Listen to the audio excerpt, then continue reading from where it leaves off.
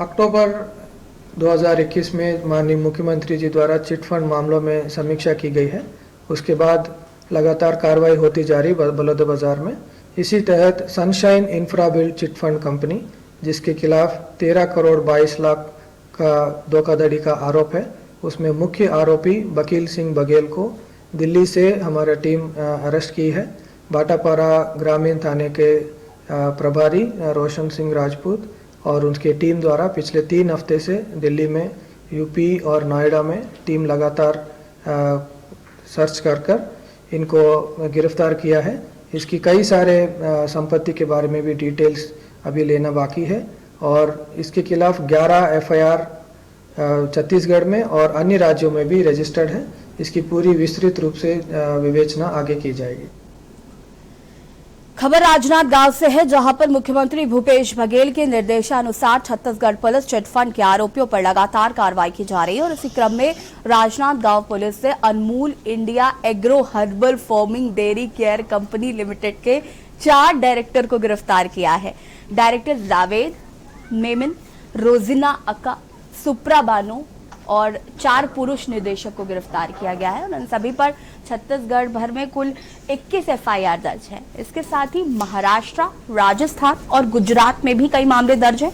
वहीं सूचना के आधार पर पता चला है कि इन लोगों ने ओडिशा और मध्य प्रदेश में भी कंपनी खोलने की कोशिश की थी।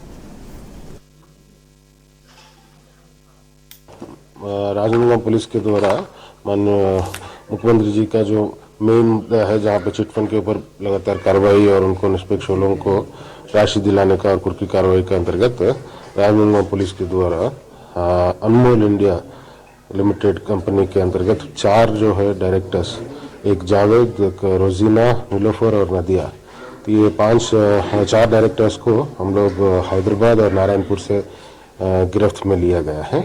इसी के अंतर्गत इन लोगों का पूरा टोटल 9 एफआईआर राजनांदगांव पुलिस में कायम हुआ है। उसमें 2 आरोपी जो पहले 2016 में गिरफ्तार हुआ था, उसके बाद जो है एक विशेष टीम किया गया है। उसी के अंतराल में टेक्निकल इंटरसेप्शन और लगातार कैंपिंग के दौरान ये 4 लोगों को हैदराबाद से और नारायणपुर से पकड़ने में राजनांदगांव पुलिस के द्वारा सफलता प्राप्त हुआ है।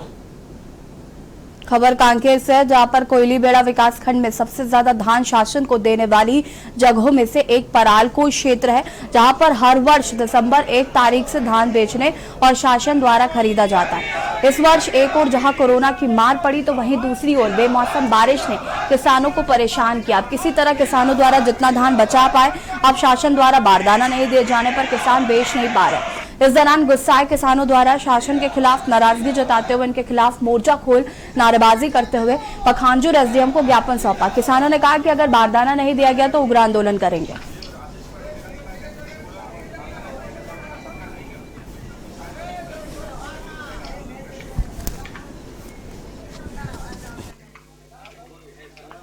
इस सरकार जो कांग्रेस की सरकार है और भूपेश बघेल की सरकार है, जो किसान का बेटा कहता है, पर आज किसान इतना परेशानी है कि धान बेच नहीं पा रहा है। एक तो पहले 1 नवंबर से धान क्राई की जाती थी पूर्व सरकार के द्वारा, पर ये सरकार के द्वारा 1 दिसंबर से 31 जनवरी तक धान खरीदी का समय दिया है, जबकि किसानों का बारदाना की व्यवस्था इस क्षेत्र में ना रूट मिल का है, ना कहीं से बारदाना मिल सकता है, ना किसी कारखाना में बनता है, परंतु इन किसानों पर थोपा जा रहा है कि 30-25 बोरा आप लाइए और धान दीजिए। संगम क्षेत्र के सभी किसान बंधु जो है शासन का जो 30% बारदाना स्वयं लाने का जो निर्देश आया है, उसके संबंध में ज्ञापन दिया है।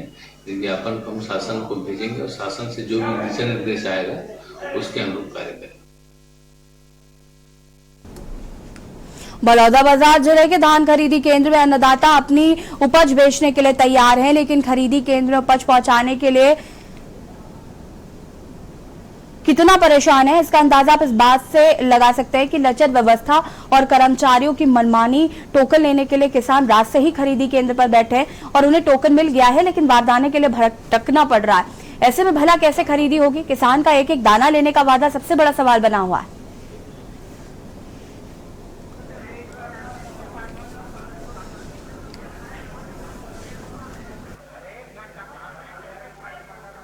कॉन्फ्रेंस मुख्यतः 2 विषय पर आयोजित की गई है।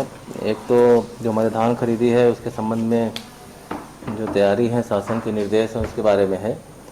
तो धान खरीदी, जैसा कि आप सभी को मालूम है कि राज्य सरकार की एक महत्वाकांक्षी योजना है और उसी के तहत धान खरीदी का काम हमारे ज़िले में भी कल से प्रारंभ होने जा रहा है। जहाँ तक धान खरीदी की बात है, किसानों का पंजीयन का काम करीब करीब कंप्लीट हो गया, कुछ करेक्शंस वगैरह का काम चल रहा है और पिछले वर्ष की तुलना में कृषकों का जो है प्रतिशत वो 8% की वृद्धि हुई कृषकों में और लगभग 3% रकबा बढ़ा है।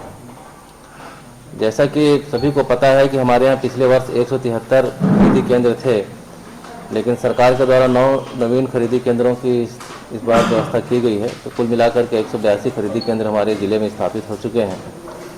सभी केंद्रों में जो बारदाने की व्यवस्था रहेगी वो इस प्रकार रहेगी कि 50% नए बारदाने का इस्तेमाल होगा और 50% पुराने बारदाने का इस्तेमाल। और इसी बीच लखनऊ से आपको खबर बता देते हैं, विधानसभा सत्र बुलाने की तैयारी में योगी सरकार। दिसंबर के दूसरे सप्ताह में बुलाई जा सकती है सत्र की बैठक।